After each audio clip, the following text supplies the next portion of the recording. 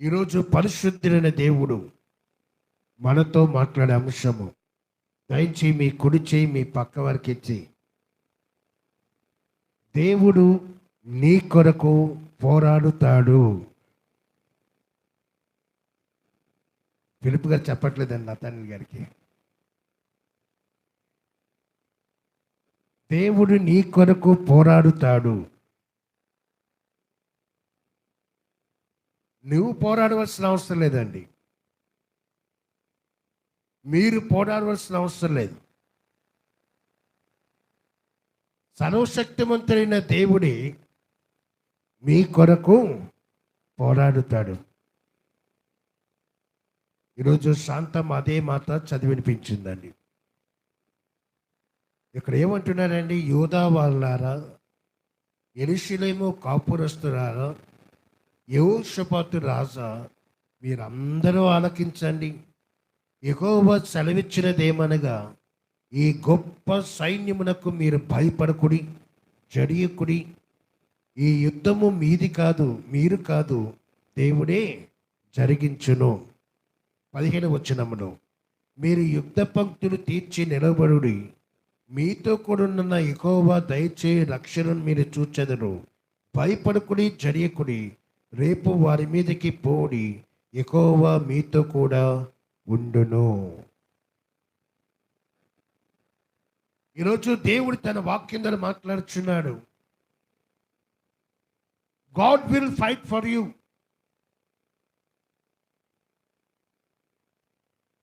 దేవుడు నీ కొరకు పోరాడుతాడు.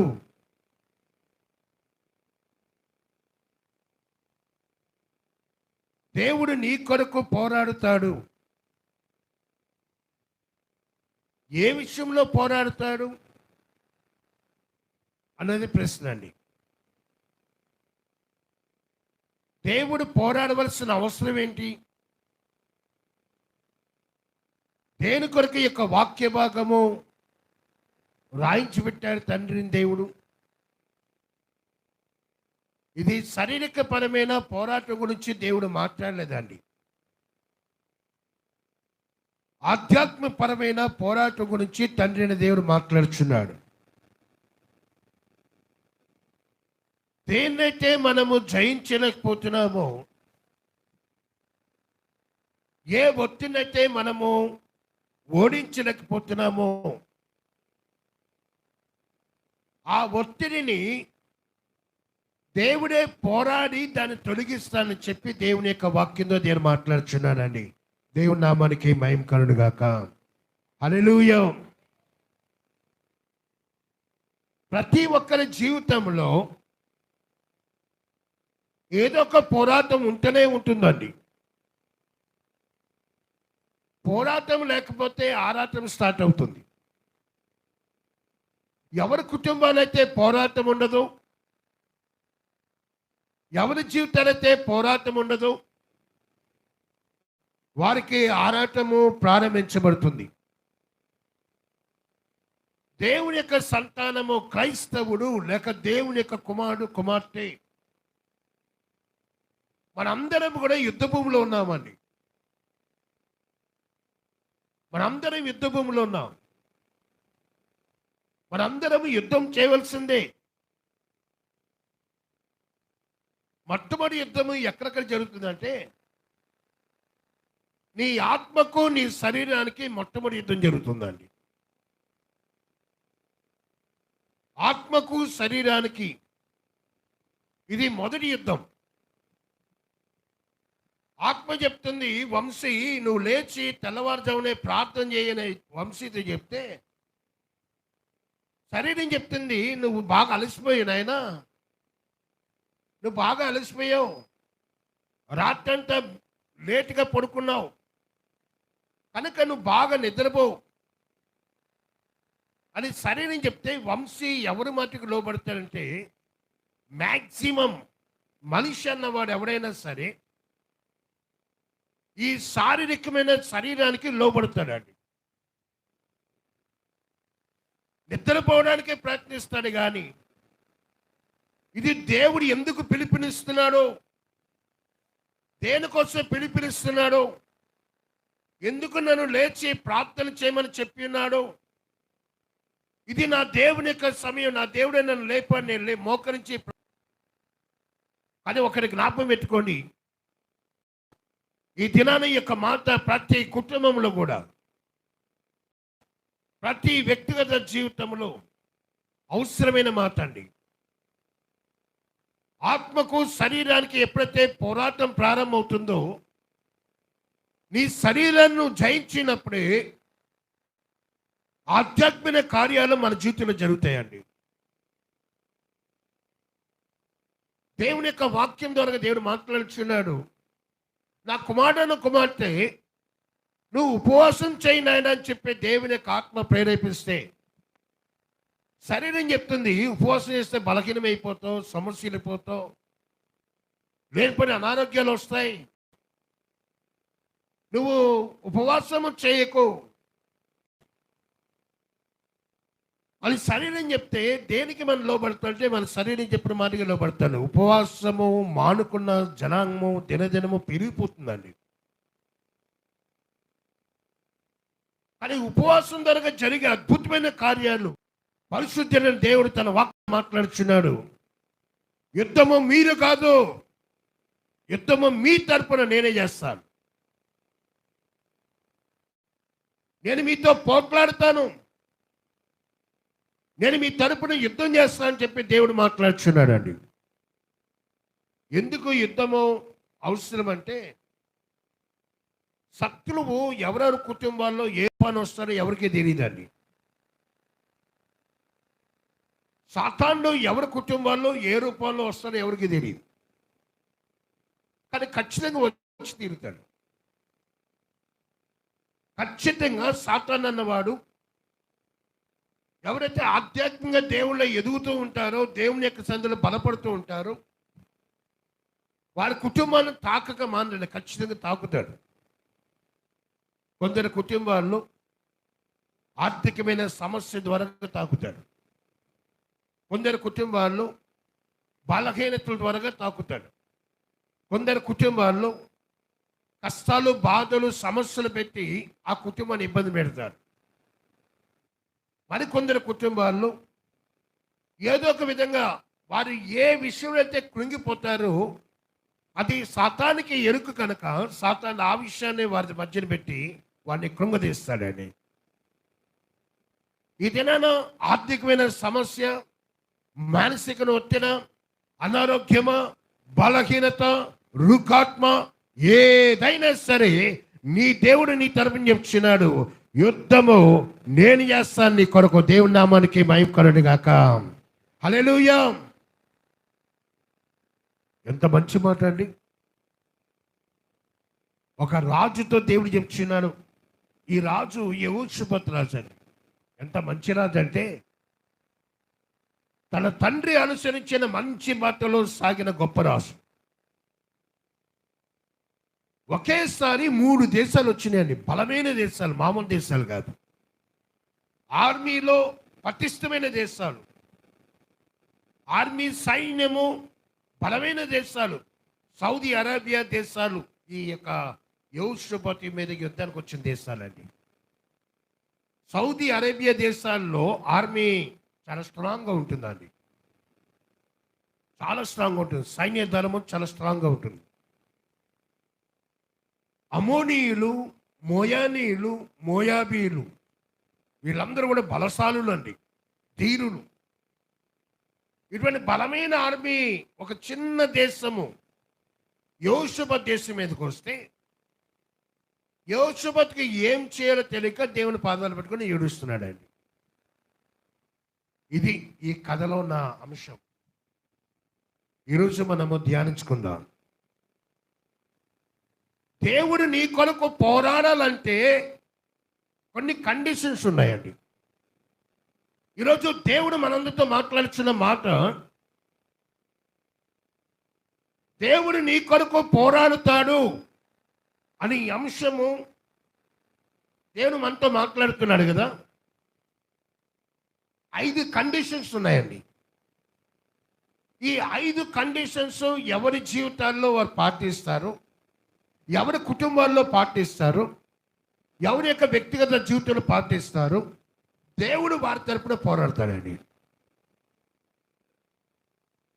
ఈ 5 కండిషన్స్ నేను పాటిస్తాను అన్నవారి కోసం దేవుడు చూస్తున్నాడు.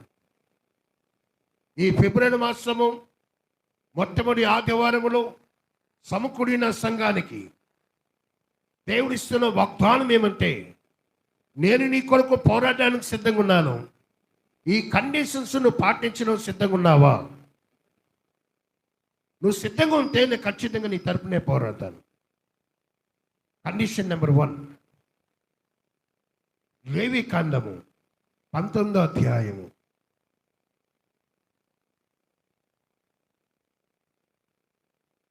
2వ వచనము.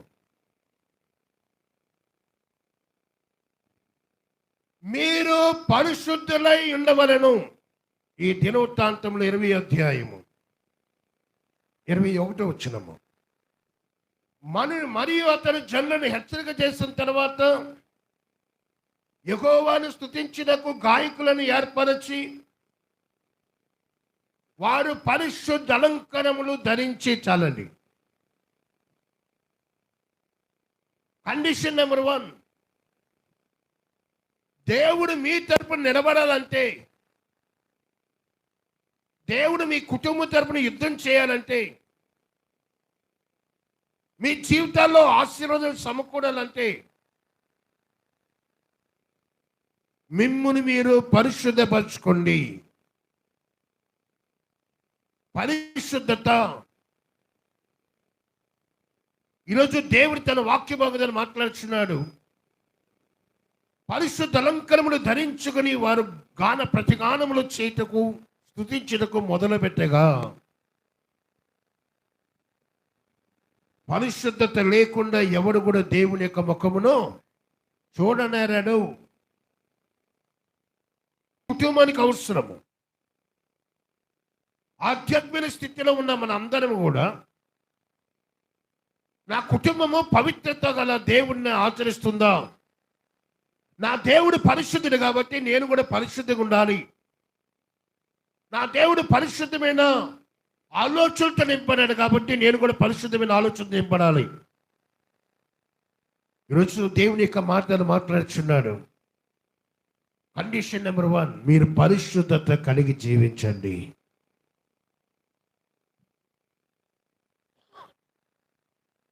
యోషువ కాలంలో చిన్న దేశమైన హాయి పట్టణం మీదకి యుద్ధానికి వెళ్ళారండి. అంత జాతి విన్నాడమ్మా, చాలా చిన్న దేశం.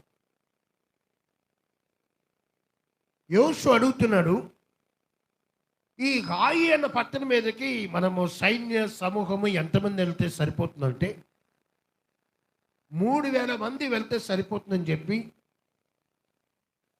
మంచి సలహా ఇచ్చారండి. ఈ 3000 మందిని తీసుకొని హాయి పట్టణమే యుద్ధానికి వెళ్తే వారి ముందు నిలవలేక వెనుకకు తిరిగిరి అని చెప్పి వాక్యం రాయిచున్నాడండి.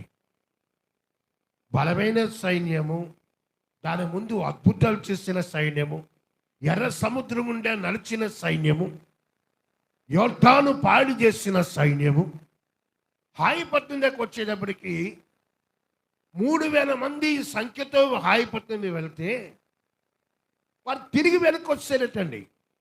కారణం ఏంటో అర్థం కాలేదు. యెహోషువ నాయకుడైన యెహోషువ గారికి రీజన్ అర్థం కాలేదండి. ఏంది రీజన్? కారణం ఎట్లా? ఆయన చిన్న దేశమే యుద్ధాన్ని వెళ్తే ఓడిపోవడం ఏంటి? నా బుర్ర పని చేయట్లేదు ఆయన. ఎందుకు ప్రభా ఇలా చేస్తాం అని చెప్పి బట్టలు చింపేసుకొని లవో దీపం అని ఏడుస్తున్నాడు యెహోషువ. చాలా భయంకరంగా ఏడుస్తున్నాడు. ఏంటి కారణం ఎట్లయినా? దేవుడు చూపించి తెలుసా, నువ్వు ఓడిపోవడానికి ముఖ్యమైన కారణం ఏంటంటే, యెహోషువ మీలో శపితమైనది ఉన్నది, మీలో శపితమైనది ఉన్నది. ఆ శపితమైనది తీస్తేనే కానీ దేవునికి అద్భుతమైన కార్యాలు మీరు జరగవు. దేవుడు యుద్ధం చేయడానికి మొట్టమొదటి ఏమనగా పరిశుద్ధత అవసరం అంటున్నాడు. ఆ పరిశుద్ధత కోసము అది వ్యక్తిగత జీవితంలో అవ్వచ్చు, అది కుటుంబ పరంగా అవ్వచ్చు, అది సంఘ పరంగా అవ్వచ్చు. మనం ఒకటి జ్ఞాపం చేసుకోవాలి, ఎక్కడ శపితమైనది ఉన్నదో ఆ శపితమైన దానిని దేవుని దగ్గర పెట్టాలండి. శపితమైన దాన్ని దాచుకొని ప్రార్థన చేసిన, శపితమైన దాన్ని దాచుకొని మనము దేవునికి భక్తి కనపరిచిన, ఆరాధన చేసిన, స్తుతి చేసిన, ఎన్ని చేసినా సరే వాక్యం సెలవిస్తున్న మాట ఏమనగా నువ్వు ఓడిపోవడం ఖాయం. నువ్వు ఓడిపోవడం ఖాయం. మన జీవితాల్లో శపితమైనవి లేవండి అమ్మా. మన కుటుంబాల్లో శపితమైనవి లేవా? అది ఎవరి కుటుంబాల్లో ఏ రీతిగా ఉంటాయో వారికే తెలుసు. ప్రతి కుటుంబంలో కూడా దేవునికి అయిష్టమైనది ఉంది. అది లేదు అని చెప్పి ఎవరు చెప్పజాలము.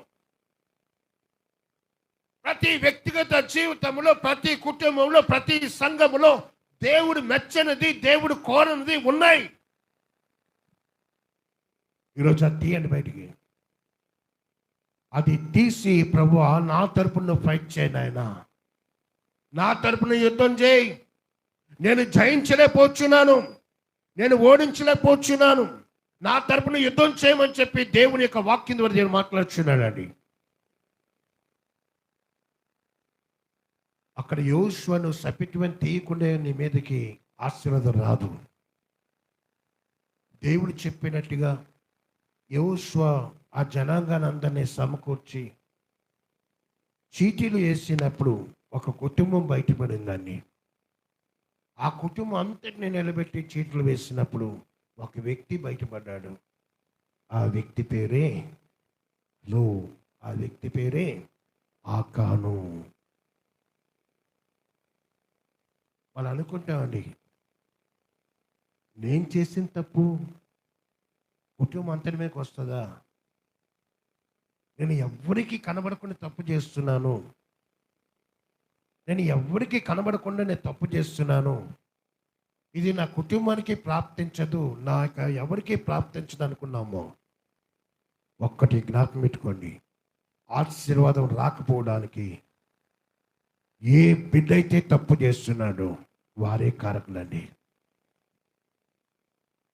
పరిశుద్ధులైన దేవుడి దినాన వాక్యబలంగా మాట్లాడుచున్న మాట ఏమనగా, నువ్వు చేసే ప్రతి కార్యం కూడా నీ దేవుడు చూస్తున్నాడు.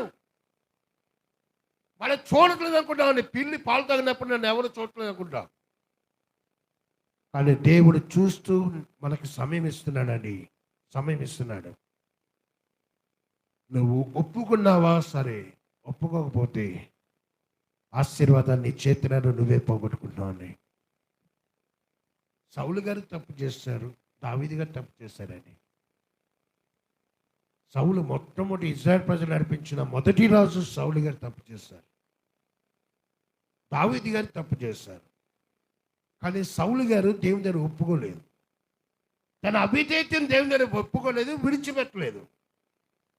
సౌలు చిన్న తప్పు, దావీదు చిన్న తప్పు చేసలేదు, దేవా నేను పాపిని, దేవా నేను పాపిని గుండె బాదుకుంటూ దేవుని యొక్క సందులో పశ్చాత్తాపడుతున్నాడు.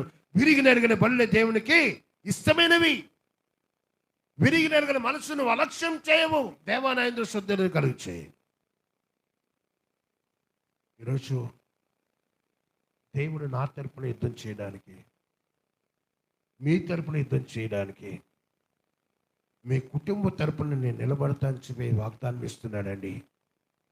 దేన్నైతే మీరు జయించలేకపోతున్నారు, ఏ విషయం అయితే జయించలేకపోతున్నారు, అయ్యా ఈ యొక్క అనారోగ్యాన్ని నేను జయించలేకపోతున్నానయ్యా, ఇది నన్ను వేధిస్తుంది అయ్యా, ఇది నన్ను మానసికంగా గురి చేస్తుంది అయ్యా, ఇది నన్ను టార్చర్ చేస్తుంది అయ్యా, ఈ జబ్బు కన్నా నువ్వు గొప్పవాడు, ఈ అనారోగ్యం కన్నా నువ్వు గొప్పవాడు, ఈ యొక్క బలహీనత కన్నా నువ్వు గొప్పవాడు, నాకు నువ్వే సర్వం నాయనా, నాకు సహాయం చేయమని చెప్పి ఆయన వైపు నీ చెయ్యి అందిస్తే, ఆయన వైపు నీ చెయ్యి అందిస్తే ఈరోజు దేవుని అంటున్నాడు, నీ తరపు నేను పోరాడతాను,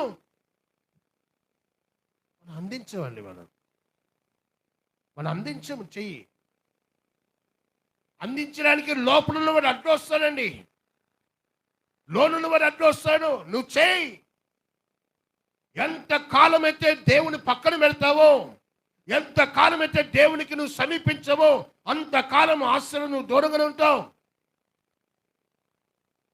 యోషువతో పరిశుద్ధ అలంకరణలు ధరించుకొని బిడ్డలు చెప్పయ్యా, పాడుటకు నువ్వు చేయి, స్తుతించడం నువ్వు చేయి. ఈరోజు శపితమైన ఏవైతే ఉన్నాయో దేవుని దాన్ని విడిచిపెట్టడానికి ప్రయత్నం చేద్దామండి. అయిపోయింది, ఆయన కాలం పోయిందండి. ఇంకా ఈ 2024 సంవత్సరం, కనీసం ఈ సంవత్సరం అయినా సరే యేసు ప్రభు యొక్క రక్తం నేను పిలుస్తుంది.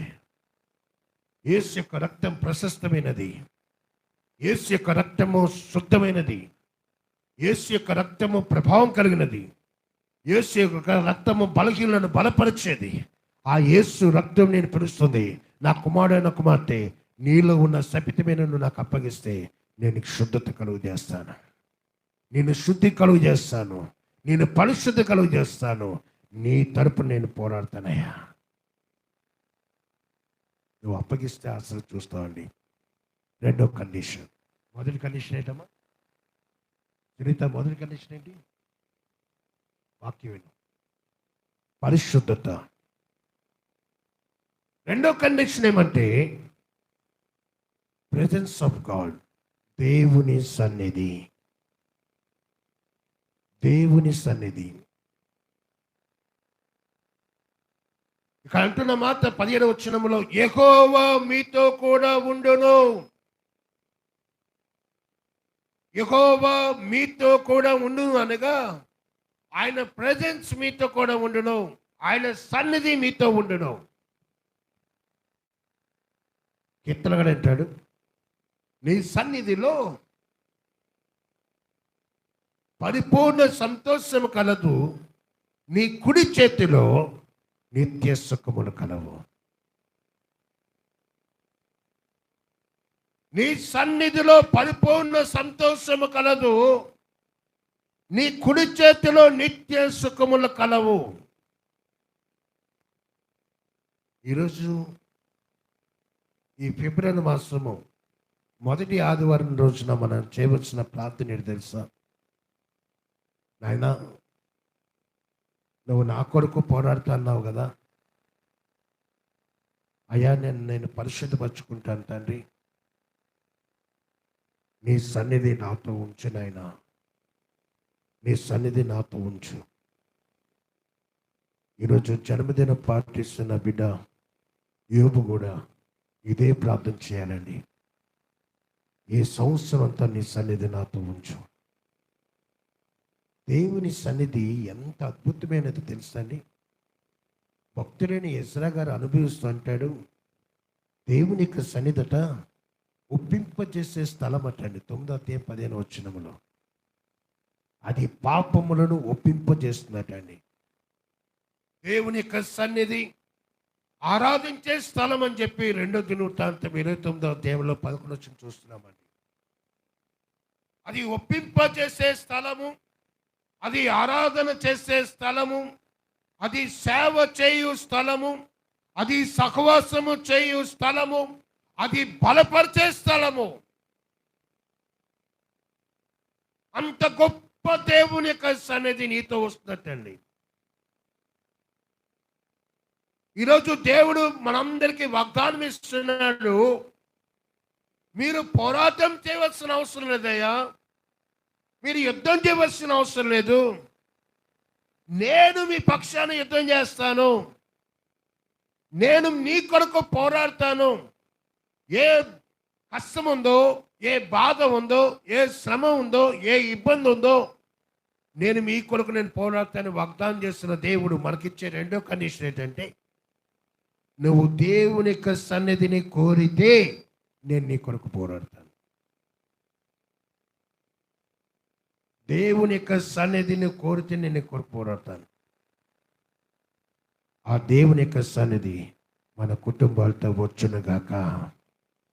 ఆ దేవుని యొక్క సంధి నువ్వు చేసే వ్యాపారంతో వచ్చునుగాక, ఆ దేవుని యొక్క సంధి నువ్వు చేసే ఉద్యోగంతో వచ్చునుగాక. ఆ దేవుని యొక్క సన్నిధిని నువ్వు ఏ రీతిగా నువ్వు చూస్తున్నావో ఆ రీతిగా నీ చేతులు కార్యం చేస్తాయండి. మనకందరికీ సుపరిచితమైన వాక్య భాగం. సీమోను, ప్రభువా రాత్రంతయు మేము ప్రయాసపడితేమి కానీ మాకేమీ దొరకలేదయ్యా. రాత్రంతా మేము ప్రయాసపడ్డాం, మాకేమీ దొరకలేదయ్యా, ఒక్క చేప కూడా దొరకలేదయ్యా. కొన్నిసార్లు మన అనుభవాలు కూడా అలాగే ఉంటాయండి. రాత్రంతా గొడ్డులా కష్టపడతాం, ఒక్క చేప కూడా పడకుండా ఒడ్డుకు వచ్చేస్తామండి. ఆ టైంలో ఎవరైనా వెళ్ళి అడగాల, బాబు ఏమైనా చేపలు పడ్డాయి అని చెప్పి అడిగితే అప్పుడు ఆ విశ్వరూపం ఉంటుందండి. ఒకప్పుడు సెల్ ఫోన్స్ లేనప్పుడు ఇప్పుడు సెల్ ఫోన్స్ వచ్చిన తర్వాత చాలా తేడా వస్తుందండి.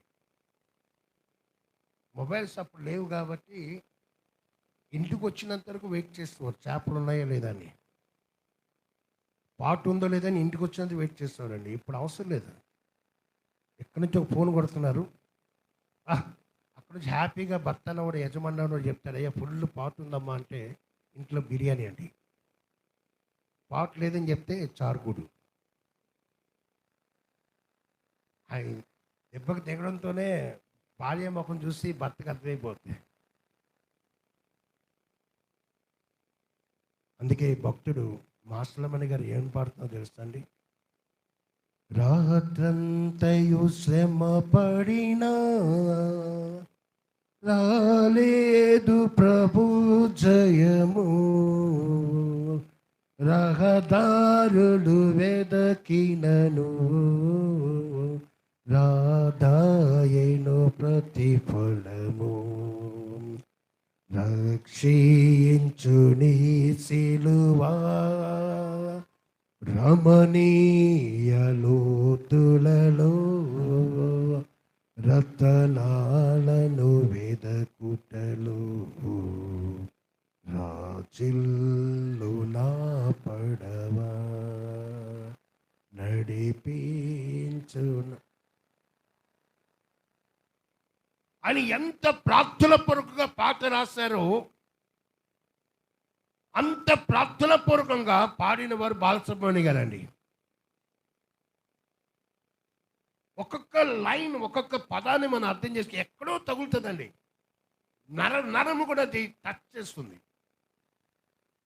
ఈ దినాన దేవుడు మనకు నేర్పే పాఠం తెలుసా? ఒక్కటి జ్ఞాపకం పెట్టుకోండి, మీ దినము దేవునితోనే ప్రయాణం చేయాలంటే దేవుని నామమున మహిమ కలుగును గాక. మీరు ఉదయం లేవగానే ప్రభువా నువ్వు నాతో ఉండు నాయనా, నా కుటుంబంతో ఉండు నాయనా, నా వ్యాపారంతో ఉండు నాయనా, నా జీవితంలో ఉండు నాయనా, ఆయన సన్నిధిని కోరుకున్న దినం ప్రారంభించుకున్నమ్మా.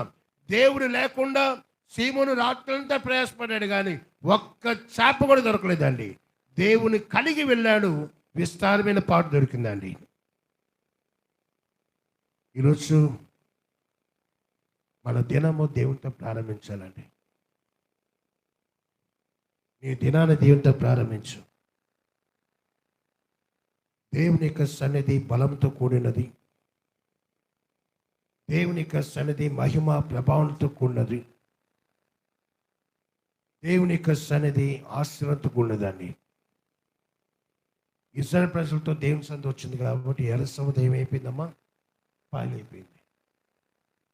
ఇశ్రాయేలు ప్రజలతో దేవుని సన్నిధి వచ్చింది కాబట్టి యోర్దాను పాయలైపోయిందండి. ఈరోజు భక్తి గల కార్యాలు జరగాలంటే ఆ దేవుని యొక్క సన్నిధి అవసరం అండి. మోషే చేతులు పైకెత్తగా అద్భుతమైన దేవుడు తన అద్భుతమైన చేతితో మోషేని తాకాడండి, ఆశీర్వాదాలు చూడగలిగాడు. ఈరోజు మిరాకల్స్ జరగాలి, అద్భుతాలు జరగాలంటే నువ్వు ఖచ్చితంగా ఆయన సన్నిధిని కోరక మానకూడదండి. ఆయన సన్నిధి చాలా అవసరం. ఒకటి, నువ్వు పరిశుద్ధిగా జీవించాలి. 2, దేవుని సన్నిధిని కోరాలండి. ఈరోజు ఆయన సన్నిధిని కోరితే కొన్నిసార్లు ఉద్యోగాలు చేసే బిడ్డలకు ఎలాగ ఉంటుందంటే అండి, వారు వచ్చిన జీతం ఏ జీతం అయితే వస్తుందో, జీతం అందుకోక మునుపు చాలా హ్యాపీగా ఎంజాయ్ చేస్తారండి. జీతం రాక మునుపు చాలా హ్యాపీగా ఉంటాడు. జీతం వచ్చిన తర్వాత టెన్షన్ మొదలవుతుంది. ఎవరికి ఎంత ఇవ్వాలా, దేనికోసం ఎంత ఖర్చు పెట్టాలా, ఈ టెన్షన్ మొదలవుతుందండి.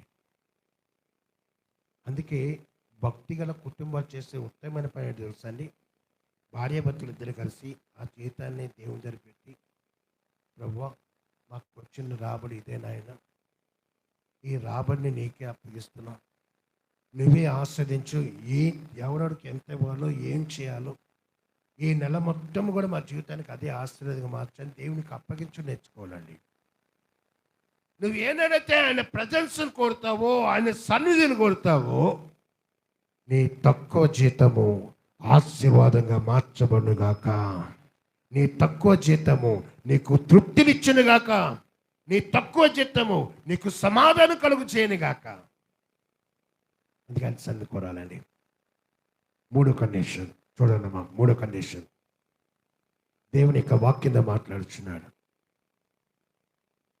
ఇక్కడ యెహోషాపాతు చేసే 3వ కార్యము, యూదా వారులారా, యెరూషలేము కాపురస్తులారా, యెహోషాపాతు రాజా, మీరందరూ ఆలకించుడి. యెహోవా సెలవిచ్చినదేమనగా, ఈ గొప్ప సైన్యమునకు మీరు భయపడకుడి, జరియకుడి. ఈ యుద్ధము మీరు కాదు, దేవుడే జరిగించును అని చెప్పినప్పుడు యెహోషాపాతు ఏమి చూపించాడండి? ఇక్కడ ఏం చూపించాడు యెహోషాపాతు? ఇప్పుడు ఒక పెద్ద ఆయన వచ్చి, బాగా ధనికుడు వచ్చి నాతో చెప్తున్నాండి, నువ్వు దేనికి భయపడకయ్యా, నేను నీతో ఉన్నాను అంటే నేను అతని పట్ల ఏం కనపరుస్తాను? విశ్వాసము, నమ్మిక. యెహోషాపాతు కనపరిచింది ఏమనగా బలమైన విశ్వాసం చూపించాడండి. నా దేవుడు బలమైన దేవుడు, నా దేవుని యొక్క మాట సముద్రము పాయలైపోయింది, నా దేవుని యొక్క మాటతో అనేకమైన అద్భుతాలు జరిగినాయి. ఈరోజు నా దేవుడు నాకు సెలవిస్తున్నాడు, యుద్ధము నేను చేస్తానయ్యా, నువ్వు కాదు అంటున్నాడు. కాబట్టి నేను ఆయన మాటలు నమ్ముతాను, ఆయన మాటల పట్ల విశ్వాసంలో చూపిస్తాను. దేవుని నామాన్ని మహిమకరును గాక. నీకు సాధ్యం కాని దాన్ని సాధ్యపరచువాడే దేవుడు అండి. ఏదైతే మనకు అసాధ్యమో, ఏదైతే మన చేతిలో జరగదో దాన్ని జరిగించేవాడే దేవుడు.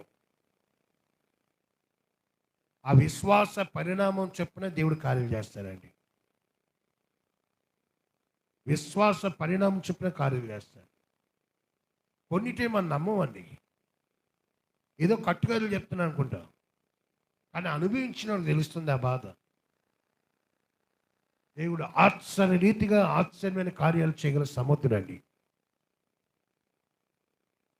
నా తల్లికి క్యాన్సర్ అని చెప్పి ఫస్ట్ యొక్క రిపోర్ట్లో బయటపడింది.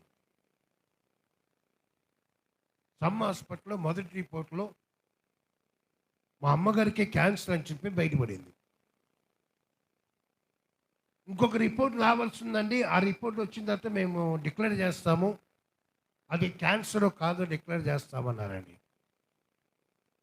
సంఘము ప్రార్థన చేయింది, కుటుంబం ప్రార్థించింది, బంధువులు ప్రార్థించి అందరూ ప్రార్థన చేస్తామండి. సెకండ్ రిపోర్ట్ మాత్రం ఇవ్వట్లేదండి. డాక్టర్ దగ్గరికి వెళ్తున్నాను, ప్రతిరోజు చెప్పిన రోజు ఏ రోజు చెప్తున్నాడో ఆ రోజు నేను అక్క ఇద్దరు వెళ్తున్నాము. డాక్టర్ దగ్గరికి వెళ్తున్నా కానీ ఆయన ఏదో విధంగా పోస్ట్ పోన్ చేస్తున్నాడండి. రేపు రండి, మధ్యాహ్నం రండి, రేపు రండి, మధ్యాహ్నం రండి అని పోస్ట్ పోన్ చేస్తున్నాడు. ఎందుకు చేస్తున్నా మాకు అర్థం కాదు. ఒకసారి కోపం వచ్చి, సార్ ఏంటి సార్, ఏదైనా ఉంటే మాకు చెప్పండి, ఒకవేళ మా అమ్మకు నిజంగా ఉన్నా సరే తట్టుకునే శక్తి మాకుంది, మీరు ఓపెన్గా చెప్పండి, మీరు ఇలాగ ఎందుకు దాపరికాలు చేస్తామని చెప్పి అక్క నేను అడిగితే ఆయన చెప్పిన మాట ఏంటి తెలుసా? మొదటి రిపోర్ట్లో క్యాన్సర్ కనబడిందండి, రెండో రిపోర్ట్లో క్యాన్సరు కనబడట్లేదండి, అందుకే మాకు అర్థం కాక బుర్రలు బాదుకుంటున్నామండి అని చెప్పాడండి. అక్కడే మీరు నమ్ముతారో నమ్మరో, ఏ యొక్క అక్కడ ఎక్కడైతే టెస్టులు చేస్తున్నారో అక్కడే మోకరించి 2 చేతులు పైకెత్తాను. ప్రభా నీకు స్తోత్రం, ప్రభా నీకు స్తోత్రం, అద్భుతాలు చేసే దేవుడు అయ్యా. నీ సేవకుని యొక్క మాట విన్నావు, నీ సేవకుని యొక్క ప్రార్థన విన్నావు, నా సంఘం యొక్క ప్రార్థన విన్నావు, నా కుటుంబం యొక్క ప్రార్థన విన్నావు. నువ్వు ఆశ్చర్యమైన కార్యం చేయగల దేవుడు అయ్యా. ఈ రోజు వరకు మళ్ళీ ఇక టచ్లో లేదండి. అది నమ్మితే ఆ రీతిగా నమ్మాలండి. నమ్ము ప్రతి వానికి సాధ్యమే. నీ బలమైన విశ్వాసము దేవుడు చూడాలని ఆశపడుతున్నాడు. నీ తరపునైన పోరాడాలని ఎంతైతే ఆశపడుతున్నాడో, నీ నుండి కండిషన్ ఏమనగా నీలో ఆ విశ్వాసం దేవుడు చూడాలని, ఆ నమ్మికను దేవుడు చూడాలి. ఆ యొక్క నమ్మిక చెప్పిన దేవుడు కార్యం చేస్తాడండి. దేవుని యొక్క పరీక్షలు ఎలాగొండ చూస్తా, ముందము 7 అంతల అగ్నిగుండం వేడి చేయబడిందండి. 7 అంతల అగ్నిగుండం వేడి చేయబడింది. ఇక్కడేమో 3 వ్యక్తులు ఉన్నారు. ఆ యొక్క చుట్టూ మొత్తం దేశం మొత్తం చుట్టూ ఉంది. ఆ యొక్క యూదులందరూ చుట్టూ ఉన్నారు. ఒకళ్ళు వస్తున్నారు, అయ్యా నువ్వు ఒక్కడవే దేవుని నమ్ముకున్నావా, మేము నమ్ముకున్నావయ్యా, వాళ్ళందరూ ఎలా నడుస్తున్నా మనం అలాగే నడుద్దాం, ఎందుకు వచ్చిన గోలా, మీ ప్రాణాలను మేము తీసుకుంటారు, వద్దయ్యా మీరు మామూలుగా ఒప్పేసుకోండి, ఆ రాజుగారి దండం పెట్టేయండి అని కొందరు చెప్తున్నారండి. అక్కడ 3 నిలబడి ఏమన్నా తెలుసా, అయ్యా రాజా, ఇందు నిమిత్తం ప్రత్యుత్తరమైన చింత మాకు లేదయ్యా, మా దేవుడు విడిపించడానికి సమర్థుడు. ఎంత రూఢిగా చెప్పారంటే, మా దేవుడు మమ్మల్ని రక్షించడానికి సమర్థుడు. ఆ స్ట్రాంగ్ ఫెయిత్ మాకుందయ్యా, ఆ విశ్వాసం మాకుందయ్యా, ఆ నమ్మిక మాకుందయ్యా. నువ్వేం చేస్తావు చేసుకో, నువ్వు ఎక్కడ నిలబడతావు నిలబెట్టుకో, మమ్మల్ని ఎన్నిసార్లు ఇంకా వేడి చేసుకో, అట్లా కూడా ఇంకా వేడి చేసుకో. ఒకవేళ మా దేవుడు రక్షించిపోయినా సరే, మా పట్ల విజయం రాకపోయినా సరే, నువ్వు చెప్పిన పని మేము చేయము. మా దేవుని కోసం మేము ప్రాణ త్యాగమైనా చేస్తాం, కానీ ఆ పని మేము చేయమన్నారండి. రానున్న దినాల్లో అదే గడియల్లో మనం కూడా వెళ్ళబోతాం. మీ విశ్వాసానికి పరీక్ష అండి, మీ నమ్మకకు పరీక్షలు రాబోతున్నాయి. ఎలాంటి స్థితిగతులు కూడా మనం సాగుతాం అన్నది తెలియదు. ఈరోజు వాక్యం నేను మాట్లాడుతున్నాడు, ఆ రోజు శద్రక్ మేషక్ అబేద్నెగో నిలబడిన రీతిగా మీరు నేను నిలబడాలండి. అదే అన్నాడండి, నీ విశ్వాసం చెప్పిన దేవుడు కార్యాలు చేస్తాడండి. దేవుడు మన తరపున నిలబడాలంటే మనం విశ్వాసం చూపించాలి, నమ్మిక చూపించాలి. నీ ప్రార్థన జీవితం మీద, నీ యొక్క ఆరాధన మీద, నీ స్తుతి మీద, నీ భక్తి మీద బేస్ అయి ఉందండి నీ విశ్వాసం. 5వ కండిషన్. ఎన్ని కండిషన్ అయినాయేమో? 3ది. 4వ కండిషన్ ఏంటంటే దేవుని స్తుతించు. 21వ వచనం, 22. వారు పాడుటకును స్తుతించుటకును మొదలు పెట్టగా. ఈ రాజు ఏమి చెప్పలేదండి. 4వ కండిషన్ ఏమన్నా తెలుసా,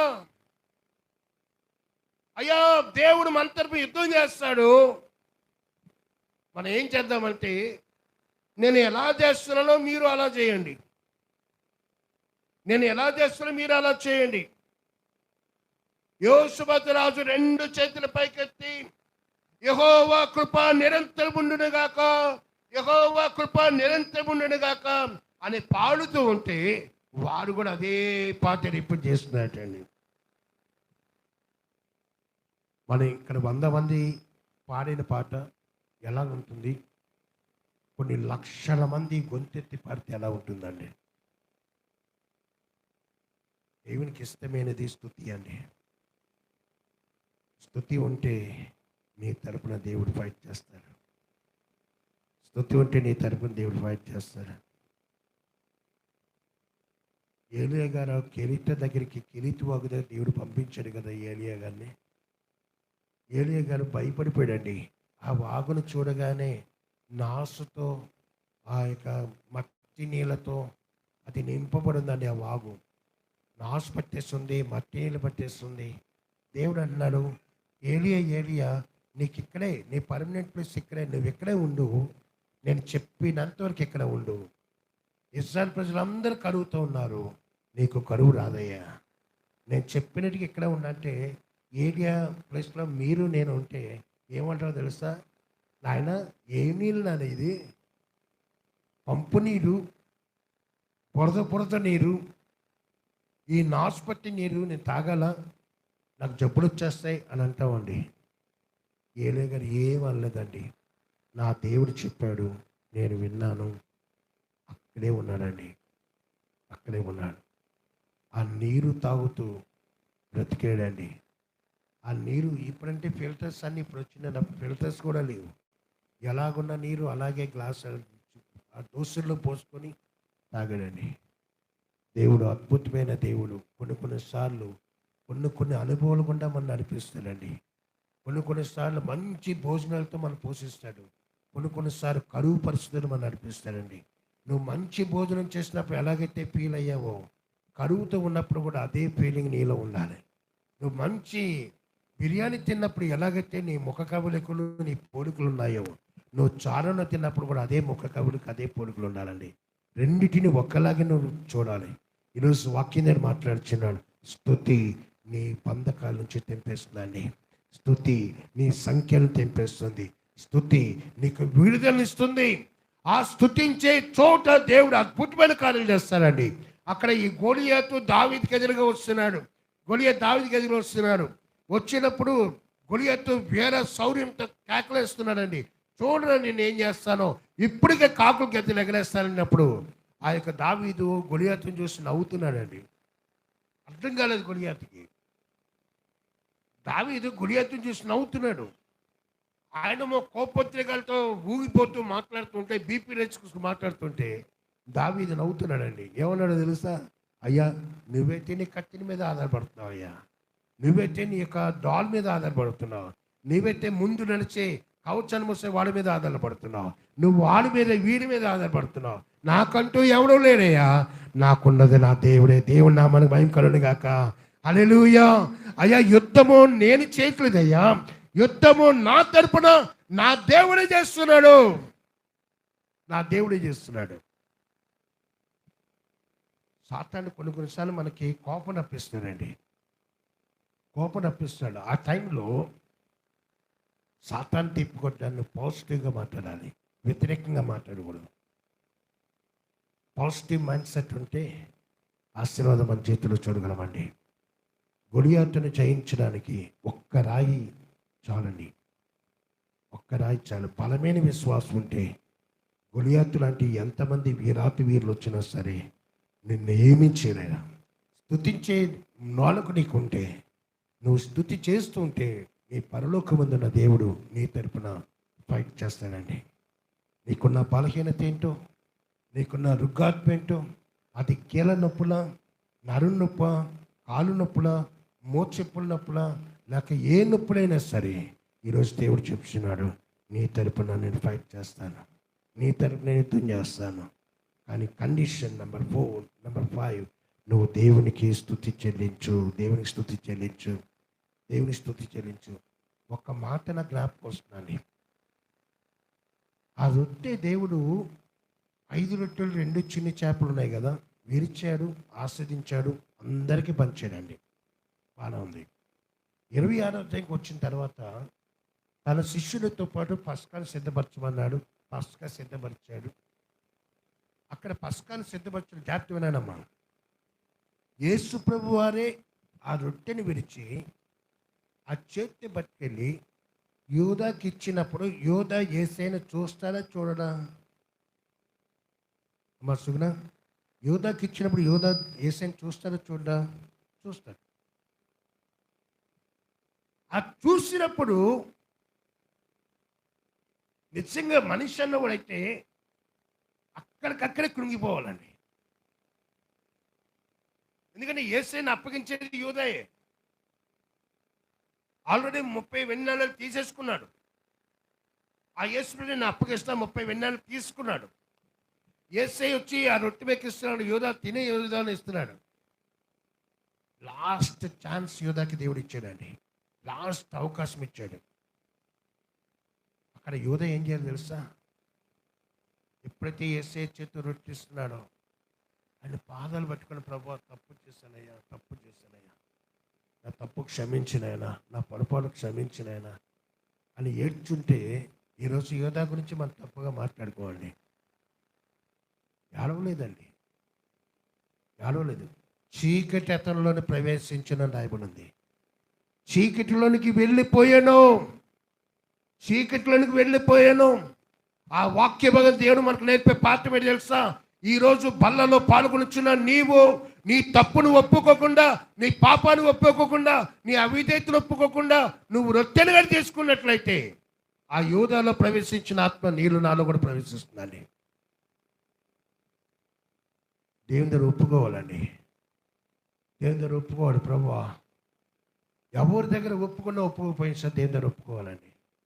యాకోబు తండ్రిని మోసగించాడండి. యాకోబు ఏసావు నువ్వేనా అంటే, యాకోబు నేనేనా? నేనే ఏసావును, చూడు నా చేతులు చూడు ఎలాగున్నాయో అని చేతులు నిండా అప్పగించాడు. తండ్రిని మోసగించాడండి. కానీ పరలోకపు తండ్రి దగ్గరకు వచ్చినప్పుడు దేవుడు అడుగుతున్నాడు, నువ్వు నీ పేరేం పేరు నాయన అంటే, అక్కడ ఒక మాట జవాబు లేదండి. బోర్లమని ఏడ్చాడు ఆయన. బోర్లమని ఏడ్చాడు. ప్రభు నా పేరు యాకోబయ్యా, నేను మోసగానయ్యా. నా మామను మోసగించానయ్యా, నా తండ్రిని మోసగించానయ్యా, నీ దగ్గర నేను మోసం చేయలేనయ్యా. దేవుని దగ్గర ఒప్పుకున్నాడు కాబట్టి ఇశ్రాయేలుగా మార్చబడ్డాడు. దేవుని నామమున మహిమ కలుగును గాక. హల్లెలూయా. ఈరోజు స్తుతించే జీవితం నీకుంటే దేవుడు కార్యం చేస్తాను. Last and final. ఫస్ట్ ఇదేటమ్మా, పరిశుద్ధత కలిగి. 2, దేవుని సన్నిధి. 3, బలమైన విశ్వాసము. 4, దేవుని స్తుతించడం. 5, ఇప్పుడు లాస్ట్ అండ్ ఫైనల్ అండి, ఉపవాసము ఆచరించండి. ఉపవాసము ఆచరించండి. More fasting, more lasting. Less fasting, less lasting. No fasting, no lasting అండి. మనం ఒక కొటేషన్ అనుకున్నాం కదా, భక్తుడు అంటాడు, more prayer more power, less prayer less power, no prayer no power. దాన్ని ఈ రీతిగా మార్చుకోవచ్చండి. More fasting more lasting, less fasting less lasting, no fasting no lasting. నువ్వు అధికంగా ఉపవాసం చేసే బిడ్డగా ఉంటే అధికమైన శక్తిని పొందుకుంటావు. తక్కువగా ఉపవాసం చేసి పెట్టుకుంటే తక్కువ శక్తిని పొందుకుంటావు. అసలు ఉపవాసమే లేకపోతే శక్తిహీనుడిగా మార్చబడతావు అండి. చాలామంది ఏమంటారంటే, ఉపవాసం చేస్తే బాబోయ్ నా ఆరోగ్యం పాడైపోతుంది, నేను బలహీనమైపోతాను, నా ఆరోగ్యం సన్నగిలిపోతుంది అనుకున్న వారు ఎవరైతే ఉన్నారో ఈరోజు దేవుడు తన వాక్యంలో మాట్లాడుచున్నాడు. పరిశుద్ధ గ్రంథంలో భక్తులైన వారు ఉపవాసాలు చేసి ఎవరు ఆరోగ్యాలు పాడైపోయినట్టుగా లేదండి. ఇప్పుడు ప్రెసెంట్ కాలంలో ఉపవాసాలు చేసి ఆరోగ్యాలు సన్నగిలినట్టు ఎక్కడా లేదు. నేనన్నా డయాబెటీస్ పేషెంట్ గురించి వాళ్ళ గురించి మాట్లాడట్లేదు, కానీ ఆరోగ్యంగా ఉన్న వాళ్ళందరి గురించి మాట్లాడుతున్నాను. నువ్వు ఆరోగ్యకరంగా ఉండాలంటే డాక్టర్స్ చెప్పింది కూడా ఉపవాసం ఆచరించను అని చెప్తున్నాడండి. ఉపవాసం ఆచరించమని డాక్టర్స్ కూడా చెప్తున్నారు. నువ్వు అధికంగా తిన్న బిడ్డగా ఉంటే ఎప్పుడు కూడా నాకు మాంసమైంది ఏంటండి, మామూలుగా మా మనిషికి ఇష్టమైంది తొడమాంసం ఇష్టం. ఫీస్టింగ్ ఎక్కువ ఇష్టమైనట్లయితే మన లాస్టింగ్ అనేది మనకు ఉండదండి. ఎక్కువ కాలం మనం జీవించాలంటే ఉపవాసం ఆచరించడం మానకూడదండి. మనము ఫిబ్రవరి 14వ తేదీ నుండి మనము లెంట్లోనికి ప్రవేశిస్తున్నాం. సంఘం అంతటికీ నేను ఇచ్చే గొప్ప మాట ఏంటంటే, మీరు మొత్తం 40 రోజులు ఉపవాసం లేకపోయినా సరే కనీసం ఒక తీర్మానం చేసుకోండి. శుక్రవారం నుంచి ప్రతి వారం శుక్ర శని ఆదివారం నేను ఉపవాసం ఉంటాను తీర్మానం చేసుకోండి. లేకపోతే శుక్రవారం పూటైనా ఉపవాసం ఉంటాను తీర్మానం చేసుకోండి. మీ అనుకూలతను బట్టి, మీ శరీర యొక్క సహకారం బట్టి లెంట్ అన్నది పాటించనమ్మా. ఉపవాసం పాటించండి. ఉపవాస దినం ప్రతిష్ఠించడి, వ్రత దినం ఏర్పరచడి, యెహోవాను బతిమాలుకోవడానికి ఉపవాసాలు చేయనమా. ఇక్కడ పిలుపునిస్తున్నాడు 3వ వచనంలో. అందుకు యెహోషాపాతు భయపడి యెహోవా యొద్ద విచారించుటకు మనస్సు నిలుపుకొని యూదా యూదా అంతటా ఉపవాస దినం ఆచరింపువాలని చాటింపగా, యూదా వారు యెహోవాని సహాయమునకు వేడుకుంటకే కూడుకుని యెహోవా యొద్ద విచారించుటకు యూదా పట్టణములన్నిటి నుండి జనులు వచ్చిరి. యెహోషాపాతు యెహోవా మందిరములో కొత్త సాల ఎదుట సమాజంగా కూడిన యూదా యెరూషలేము జనుల మధ్య నిలబడి, మన పితరుడైన యెహోవా, నీవు ఆకాశమందు దేవుడివి ఉన్నావు, అన్ని జనుల రాజ్యములను ఏలుబడి ఉన్నావు, నువ్వు బాహుబలం గలవాడవు, పరాక్రమం గలవాడవు, నిన్ను ఎదిరించుటకు ఎవరికి బలము చాలదు. ఉపవాస దినము రాజు ప్రకటించగా, రాజు పిలుపునివ్వగా అందరూ ఉపవాసం ఉన్నారండి. అమ్మ, ఒక్కసారి ఉపవాసం ఉండి ఆలోచించు. ఉపవాసము చేసిన వారు దేవునితో మీరు కానీ ప్రార్థన జీవితం కొనసాగినట్లయితే ఆ బలమును సమకూర్చేది ఆయనేనండి. ఉపవాసము ఆచరిస్తూ దేవునితో గడపకుండా ఈ లోకానుసారంగా మీరు జీవిస్తే దాని గురించి నేను మాట్లాడట్లేదు. కానీ మీరు ఉపవాస దినంలో అధికమైన సమయం దేవునితో సమయం వెచ్చించి మీరు ప్రార్థించే బిడ్డగా ఉంటే నీ దేవుడు నీకు బలాన్ని సమకూరుస్తాడు. ఈరోజు ఈ 5 కండిషన్స్ జ్ఞాపకం పెట్టుకోండి. దేవుడు మన కుటుంబంలో మన తరపున యుద్ధం చేయడానికి దేవుడు ఇష్టం చూపుతున్నాడండి. నేను నీ పక్షమున పోరాడుతాను, నేను నీ పక్షమున పోరాడుతాను. కండిషన్ నెంబర్ 1, పరిశుద్ధమైన జీవితం జీవించండి. కండిషన్ నెంబర్ 2, ఆయన సన్నిధిని మీరు ఉండండి. కండిషన్ నెంబర్ 3, స్ట్రాంగ్ ఫెయిత్, బలమైన విశ్వాసం కలిగి జీవించండి. నెంబర్ 4, దేవుని స్తుతించండి, దేవుని నామాన్ని కనపరచండి. నెంబర్ 5, ఉపవాస దినము ఆచరించండి. యెహోషాపాతు ఇది ఆచరించగా ఆ శక్తులు ఎందరైతే వచ్చారో వాళ్ళని మాటుగండం పెట్టి దేవుడు అందరినీ చంపేశాడండి. ఒక్కడి మిగలలేదు. యూదా చేతికి మట్టంటకుండా, యూదా జనుల మీదకి ఎటువంటి కీడు రాకుండా వాళ్ళు నిలబడి చూస్తున్నారు. వారు కొట్టుకొని వాళ్ళని వారు చంపుకుంటున్నారు తప్ప యూదా జనాంగానికి ఏమీ రాలేదండి. అందుకే ఆ చోటికి పిలువబడిన ప్లేస్ ఏంటి తెలుసా? బెరాకా లోయ. ఏం పేరు అనేది? బెరాకా లోయ అనగా స్తుతి లోయ అన్న నామధేయం ఇవ్వబడిందండి. ఈరోజు దేవుడు తన వాక్యంతో మాట్లాడుతున్నాడు. అది నీ కొరకు పోరాడడానికి సిద్ధంగా ఉన్నప్పుడు నువ్వెందుకమ్మా పోరాడతావు? నువ్వు చేతులను తీసుకుంటావు?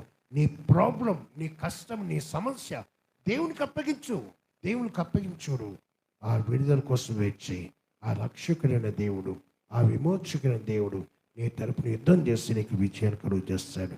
అట్టి దీవెన, ఆశీర్వాదము దేవుడు మనకు అందరికీ అనుగ్రహించి నడిపించి దీవించి బలపరచును గాక. ఆమె.